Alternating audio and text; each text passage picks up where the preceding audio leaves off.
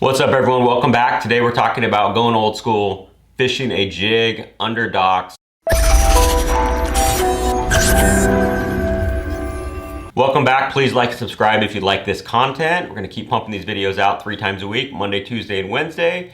And let's just go right into it. Everyone is talking about forward-facing sonar. If you watched any of the coverage of the Bass Pro Tour, the Elite Series, I have, and it's all forward-facing sonar for the most part. That's all you hear about is the jig head minnow. And I love catching them that way. It's fun. I love doing the mid-strolling. It's fun catching them, but the last few trips I've decided to go shallow and skip a jig, going back to what I think is one of the most fun ways to catch a fish, making that cast under a dock. I posted a video a couple weeks about this, but since then I found a jig that I love and it skips incredibly well. So I was researching some jigs to make my own because I was losing so many of them, honestly. You're casting under the cables, you're banging into docks, you're doing all these things. You just go through a lot of jigs. So I decided to order some of the Boss Dock Skipper jig heads, and just the head, and then I put the skirt on myself. And I'm completely impressed with it. It holds up very well, very good hook, very strong. The paint is excellent, and they cost $1.50 or $2 each. It's a 4-pack for $7. So again, not super cheap. You're just buying a hook with lead and the weed guard.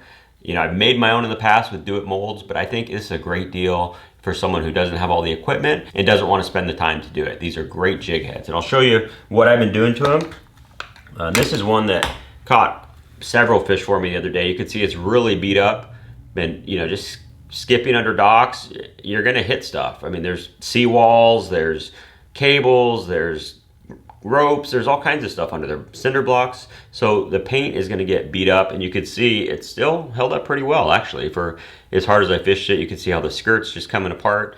What I did is I bought some of the skirt tabs, which are, like it sounds, it's just a strip skirt with, at the end, has the fused together tab. So you wrap those on there, you can put it in a vise, or I even just did it in my hand and wrapped some of this, what they call floral wire. There's a lot of different craft wires and things like that. I'll show you a little bit better one. But I use the 10-pound floral wire, for florists. That's what it's for. It's just the green wire. And I wrap it around there 6 or 7 times and then twist it tight. It holds up extremely well. See, this is a better one before I started catching fish on it. So you can see, not the best job, but I was happy with it. I caught fish with it. This is just a standard green pumpkin. I also got some brown skirt material to mix in. This is actually how I was fishing it most of the time, with a mid-size rage bug. But yeah, it works extremely well. The hook is very good, and it is designed to skip.